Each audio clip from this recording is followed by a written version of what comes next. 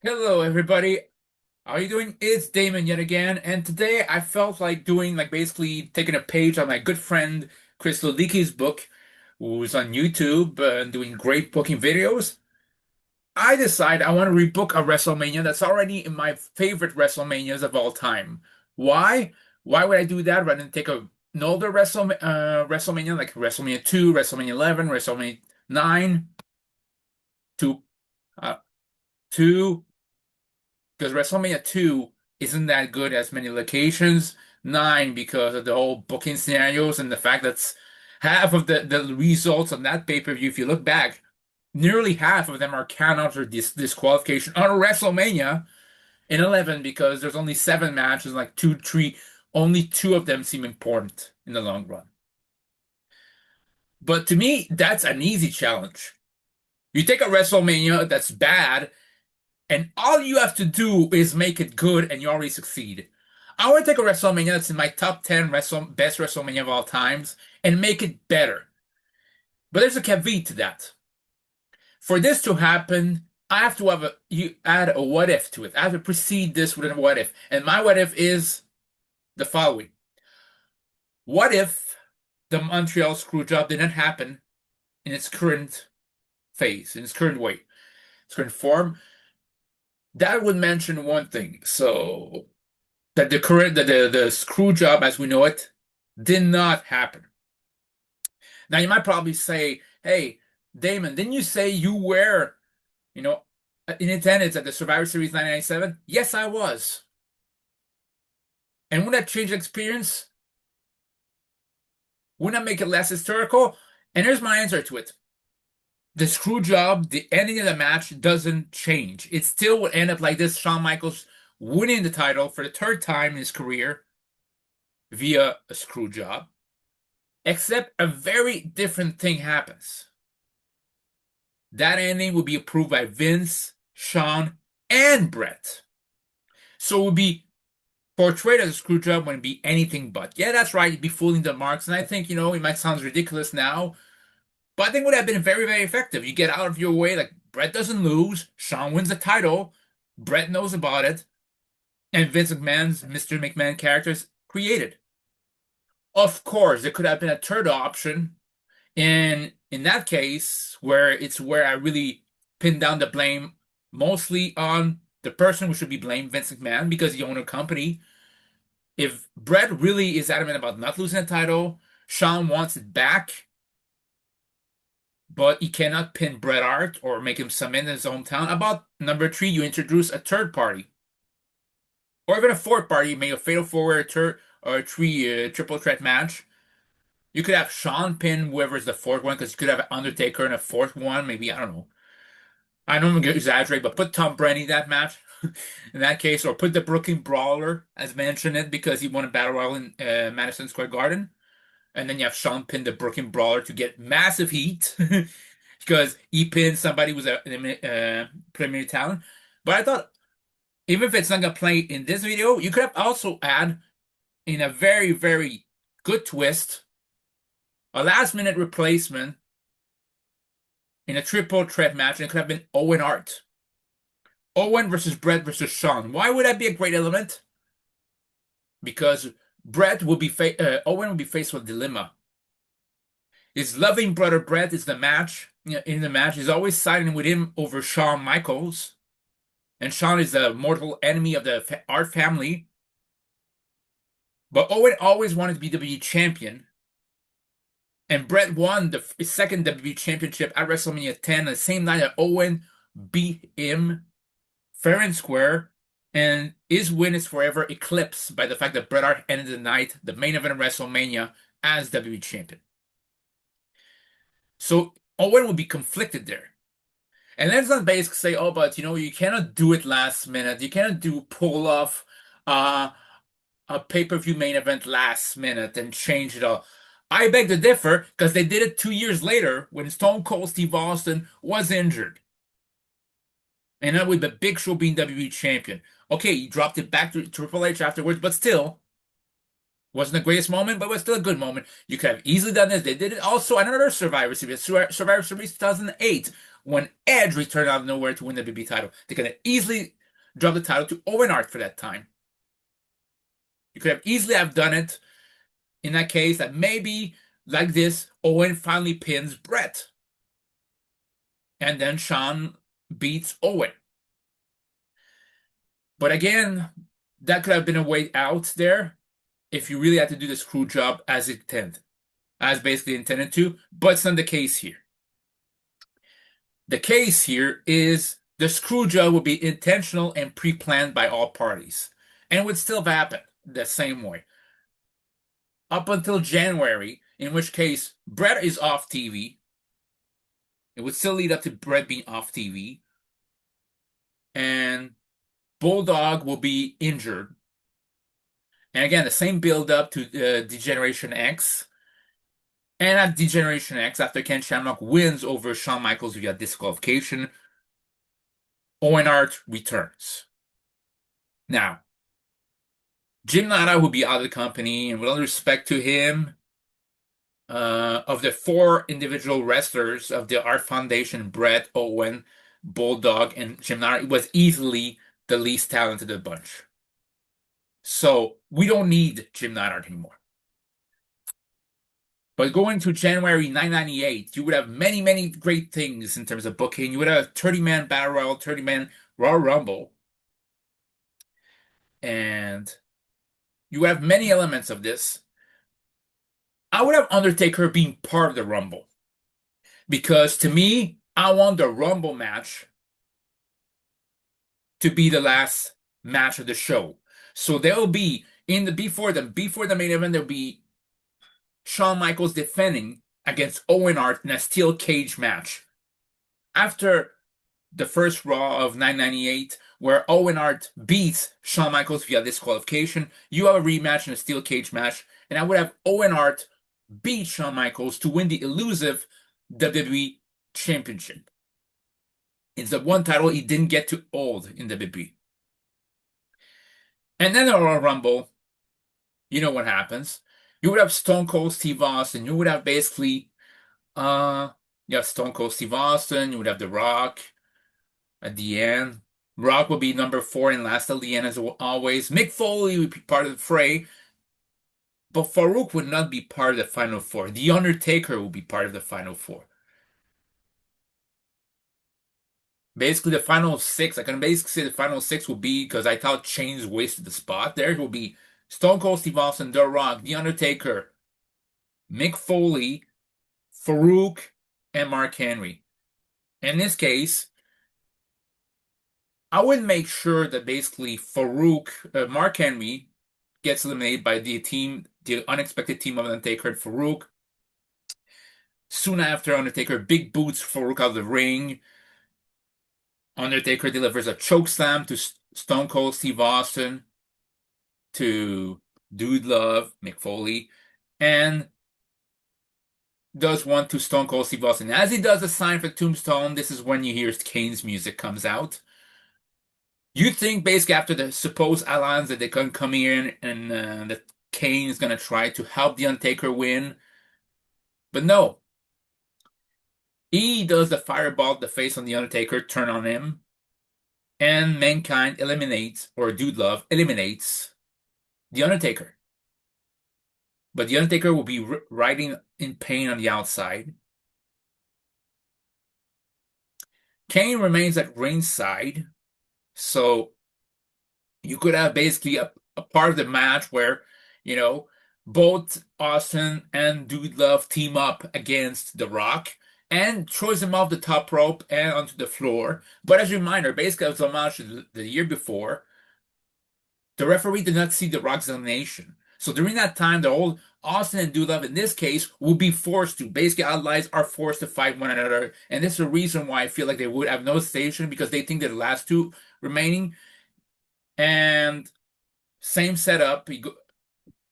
Austin goes for the stunner, reversed into the mandible claw. Low blow by Austin, except this time, basically Austin tries to clothesline Dude Love out the ring, but Rock comes back in, does a back elbow to Austin, and is the one to eliminate Dude Love. So it's down to Austin, The Rock, and like in real life, the same lead up to the same lead up.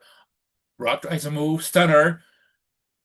Uh, Goes basically. Austin tries to eliminate him. Doesn't work. Austin Rock rolls back in the ring, gets another stunner, and then is eliminated for Austin to win the Rumble. So you think for a while it builds up to Owen versus Stone Cold Steve Austin, and not to that for like 2, 3 weeks. It's kind of a tension between the two. They don't like each other, and you have Owen not being eelish. In fact, you have him basically being a tweener. It's like he's not back down to our Owen, but to our Owen doesn't back down to our Austin. But he mentions yes, that is enmity is not with Austin in the moment. It's toward Shawn Michaels.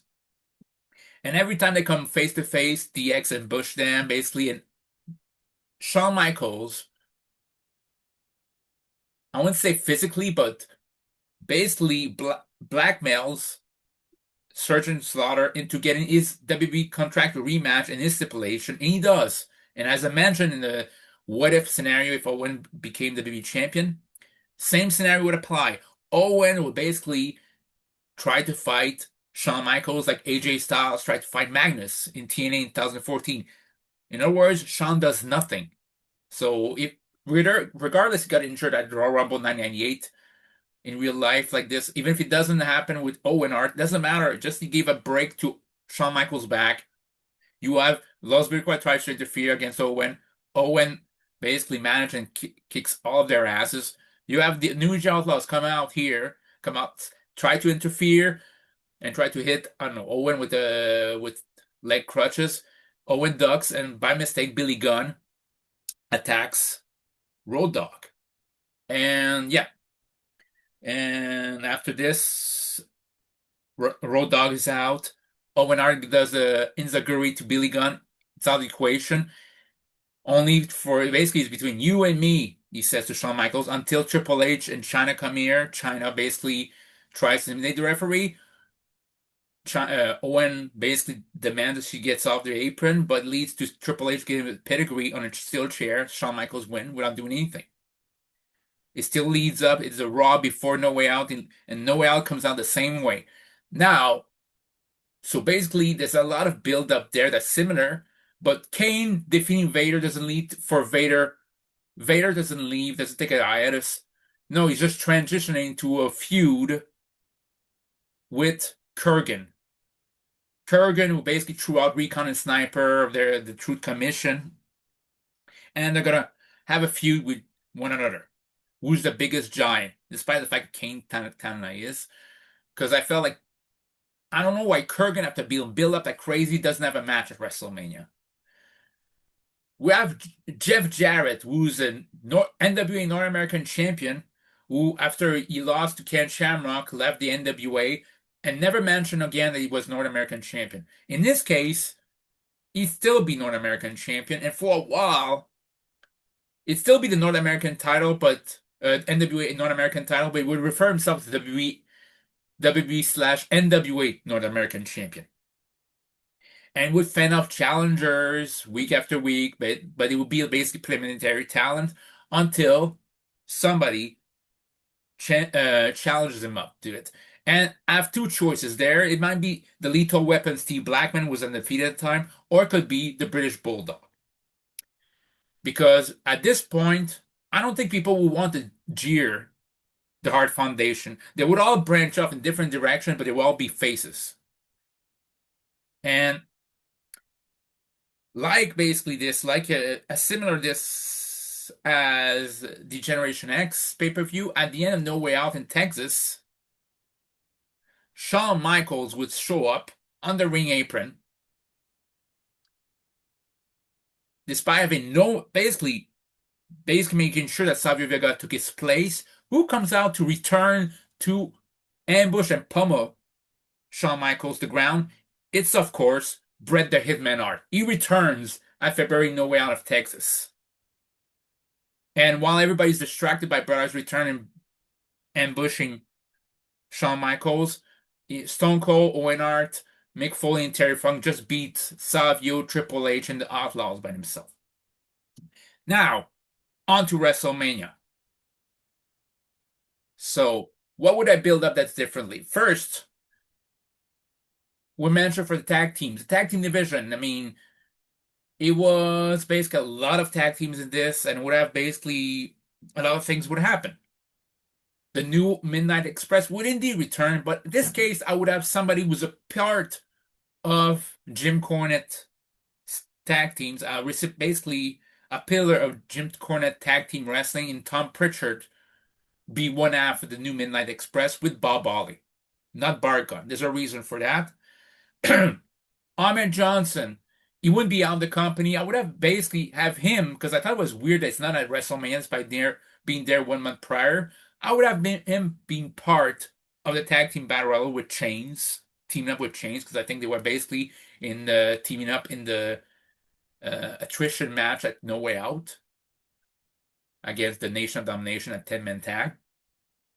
So there would be LOD, there would be the New Midnight Express of Bob Ollie and Tom Pritchard. There would be the Aris twins. There would be the Godwins. There will be Too Cool, who were known as Too Much back then. There would be the Headbangers, the Quebecers, Farouk and the Godfather, D'Lo and Mark Henry. There would be the Rock and Roll Express.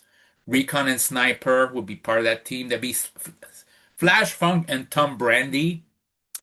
Uh, there would be three other teams. There'd be Savio Vega and Miguel Perez, as well as Jose Estrada and Castillo, both of them. And finally, the other team. Sorry, just what I wrote down.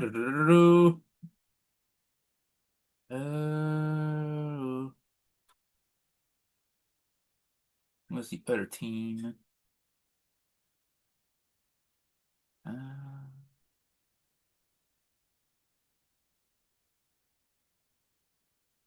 oh, I said Recon and Sniper. So yeah, there'd be another team. There'd be the 15 team as usual. And as in real life, LOD would win this when they return. It'd be simple this. Now, the second match will be different because I thought it was ridiculous that Jeff Jarrett was just announcing, was just there on the basically to announce to be announcing the IC title match. I would have him defend the North American title, as mentioned, and it would have been either against the British Bulldog or Steve Blackman. And I would have Jeff Jarrett retain as much as I'm not really a big fan of Jeff Jarrett's. Like Bulldog was not in the prime of his career, and Steve Blackman could have basically lost his in the undefeated streak there. So that's okay, that's fine. Now, for a third match, you have lightweight title Taka Michinoku versus Aguila. Again, Taka retains the title like in real life. For the European title, I would have it as in basically Triple H would target Owen Hart because Triple H would be the European title holder and Owen Hart would be chasing him after being screwed out of the BB title because of Triple H. Now there's a reason for Owen to target Triple H and not continue with Shawn. And we'll add to WrestleMania, and because this feud needs catharsis, because it was the Hearts versus DX. And this is where I want the catharsis. I want Owen Hart to win via tap out, with Shawn Michaels submitting Triple H via the sharpshooter. And you could have somebody basically nullify the interference of China. Could have been Sergeant Slaughter, could have been somebody else, but I thought it was ridiculous that 7 years after being WWE champion, Sergeant Slaughter goes from losing the main event to being pretty much treated like a nobody in this match.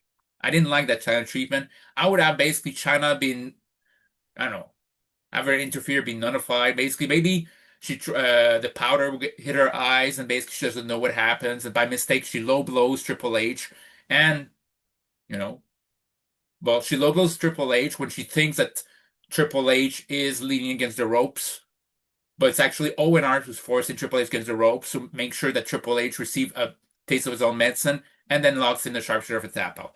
Because Owen Hart really deserved that win. He needed that win, and what I realized was reading in my notes that basically, apart from losing as to Mr. Perfect as the Blue Blazer at WrestleMania 5, up at that point, Owen Hart never lost at WrestleMania. I would have kept that kind of streak going. So yeah, Owen Hart would have won the European title there. And despite me finding that Owen Hart is one of my favorite wrestlers of all time, I would have still have him lose the European title 1 month later at Unforgiven 998 because I felt like the end this WrestleMania. I think everything related to the original DX had to leave. Have to basically that DX had to die at WrestleMania 14, and everybody associated with that DX had to lose and lose big. So that's why he has to lose via submission. And next month, it's gonna be the new DX, so he can get that European title back. So that would be very important. Now, I said there was Vader and Kurgan feuding in this case, and would have in this case, I would have Vader and Kurgan wrestle at WrestleMania. But do I feel like Vader having a one-on-one match at WrestleMania? No. I would have Vader team up with Mark Merrow and Sable reluctantly to face Goldust, the late great Luna Vachon, and Kurgan. And you can still have the same ending, Sable pins Luna. Now, next match will be the IC title match. The Rock defends in Ken Shamrock. And this is a match that's kind of difficult to book because I do love Ken Shamrock snapping, but I also think it's ridiculous even for his character, even if he snaps, that he cost himself the European title. That's the only time in recent history I see somebody win a title and cost himself the title. If the guy didn't snap, he would have been champion. So he has nobody else to blame but himself. So my opinion is I see Rock screwing him out of the title, basically winning a screwy way. I mean that the entire nation, bar Farouk, tries to help him out, uh, but leads to The Rock basically sending basically like Farouk who holds the IC title in his hands. It lead and Farouk hesitates to hit Shamrock, but refused to. He doesn't hit The Rock either. He says, "Never mind, you can win on your own, Rocky."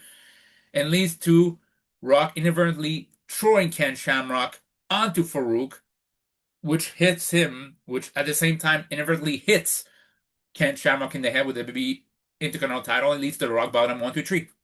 And at the end of the match, same thing happens in real life. Like Rock basically flaunts his victory vainly over the Ken Shamrock, but it leads to Shamrock snapping and delivers a belly-to-belly suplex to the Rock, a belly-to-belly suplex to D'Lo Brown, belly-to-belly suplex to Godfather, 1, 2, Mark Henry, and he does the ankle lock to the Rock. And the same thing happens. The bell rings like crazy, which I miss these days. It's like saying somebody really snapped. He delivers the same to some referees, and The Rock leads the same way in basically in a stretcher and still holding the title, like basically triumphant despite being on the stretcher. Still same ending, but I just wanted The Rock to win via pinfall. Next up, I said basically, a difference of we need a difference of matches because now there's a lot of title matches at pay-per-view. I want an untitled match, and I remember the new Blackjack Ball. They weren't great. I still was finding them kind of interesting. And when they broke up, they never had a blow-off feud. And if they did, they might have done it at a Raw. And I felt like, you know what? Give it a match at WrestleMania. I'll have Barry win versus JBL. Have an 8-minute match and have JBL win. That's it. Nothing much to say on this one because I'm not interested with this, but I still felt like JBL needed to win at WrestleMania. Now, a last three match for the World Tag Titles. I would have Mick Foley team up with Terry Funk to face and defeat the New Age Outlaws in a dumpster match. Now, it sounds similar because it would be the same thing in real life, but one thing would change. I would have basically on Raw, I think it was either Godwin's and LOD teaming up against the New Age Outlaws. I would have the same setup, except as the Outlaws are going to lose, Bart Gunn comes out of nowhere with a brick, delivers a brick to Billy Gunn, and Billy Gunn nails, let's say, Phineas Godwin to pin basically the Godwins and to win against LOD and the Godwins. It was supposed to be the LOD's last title shot if they're lost in the stipulation match, which leads to Hawk and Animal having feud with each other, and leads to Godwin's basically being pissed against the New Age Outlaws, and leads to Bart Gunn joining the New Age Outlaws. I always felt like New Age Outlaws could have been a great, fabulous Freebird things. Freebird trios. And why? Because not just the New Age Outlaws, but if you add Bargon, it adds a new dimension to it. Because FYI, I think the Smoking Guns are one of the most underrated tag team of all times. I love the Sidewinder finisher, and I thought they were much better in-ring style that the New Age Outlaws were first and foremost. And second of all, while they weren't as flashy as New Age Outlaws, they were carrying the tag team division for a long time. I think we need to put more respect on their name. So they had Billy Gunn, Bart Gunn, and Road Dogg, and they would basically at one time they would switch orders. So basically, if the old faction name will be the New Age Outlaws. So when Billy and Bart Gunn would wrestle, they'd still be the Smoking Guns. And you have basically Billy and the Road Dogg. If they wrestle, they'd be called the New Age Outlaws. I don't know what basically Bart Gunn and Jesse James, if they wrestled as a tag team, what they'd call, but maybe it wouldn't happen. But still, I would have this like basically he would join up, and his explanation is he realized his mistake that he let his emotion get the better of him, and that Billy Gunn, basically Billy Gunn, even as when he tried to be Rockabilly, didn't work, and it's like they'd still be brothers in storylines. Like, okay, I couldn't bear to see my brother struggle, and I felt like, you know what, we're better than this. And they team up with the Road Dogg. So now it feels like it's 2-on-3 until basically I would have either whomever I didn't use for the North American title match, either Billy Gunn, either British Bulldog or Steve Blackman would basically be the third man on the team of Mick Foley and Terry Funk. And again, it'd be the World Tag Title scene. So in this case, it'd be a tag team title match. So whichever either Steve Blackman or British Bulldog will be in the corner of Foley and Funk, and Bart Gunn will be in the corner of Billy Gunn and Jesse James, and it still will be the same thing. Foley and Funk win the title. And the next day, again, they could lose it, and that's fine. And Bart Gunn will be a member of the New DX as well as Road Dogg and Billy Gunn. So I think that could happen. Undertaker versus Kane. I'm changing nothing out of that. 3 tombstones it takes for Taker to pin Kane, and Kane beforehand tombstone with Pete Rose. There's nothing to change. It's one of the most underrated WrestleMania match on Taker, and I think nobody mentions it that much anymore, and they should mention it. It was a very well done storyline, and he kicked out. Kane kicked out at a time that kicking out finisher meant something. It felt like a Michael Myers thing. And even then, when he got pinned, he still kicked out weekly after the 3 count. It meant something. Nowadays, everybody kicks out of anything and wonder why people aren't fun as watching wrestling anymore, because nothing means anything. Nothing means nothing anymore.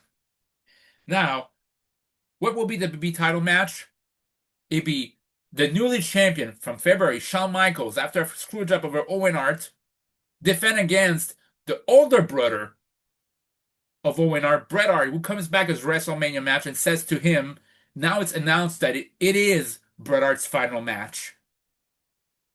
He wants to put his career on the line and says if he can beat Shawn Michaels, he's out. If he can win the BB title, he's out. And Stone Cold Steve Austin, because it serves 2 purposes. First and foremost, Bret Hart gets some comeuppance, or Shawn Michaels gets some comeuppance against Bret Hart. Bret Hart doesn't need to win the match, but he needs to basically delivers to pummel and batter Shawn Michaels, the point where he humiliates Shawn Michaels. Shawn's going to get surgery afterwards. He's going to have a short-term retirement. So yes, and Stone Cold needs to win. He never beat Bret Hart one-on-one. So this is where I'm thinking, who should he beat? Who should Stone Cold Steve Austin pin? Because Bret Hart is leaving. You could still leave toward WCW or just flat out retire. Shawn Michaels will retire. So what we do is do what they did at WrestleMania 37. I would have Stone Cold pin both of them. You would have like Bret Hart basically this. Bret Hart would basically seem to win, basically does a picture perfect pile driver on Shawn Michaels, and Triple H tries to interfere, but Owen Hart just yanks back Triple H, and they brawl the back. So that's the only thing you see from DX. So now it's 1-on-1-on-1, and you think basically Mike Tyson's going to interfere to basically punch out Bret, but Bret gets sweet chin music by Shawn Michaels. And Shawn decides that, while he sees that Austin is basically recovering the corner, you know what? I'm going to pummel some Brett some more. Since it's a triple threat match, I'm going to hit Brett several chair shots, like one or two. And then afterwards, try the super kick, and you have the No Mercy / WrestleMania 2000 counter, and basically goes with top rope elbow, goes to sweet chin music. Austin grabs the leg, tries to do the stunner, doesn't work. Shawn tries again for a stunner. Shawn goes again for super kick. No, turn around, kick wham stunner. And he notices that Bret Hart's about to recover, and he gives a stunner to Bret as well. So he pins it. Then afterwards, he pins both of them to win the title. So yeah, what it does, it cements Austin right from the get-go as one of the best ever because he didn't just pin Bret and Shawn in the same night or Stone Cold and The Rock in the same evening. He pinned Bret and Shawn at the same time to win the first ever WWE title.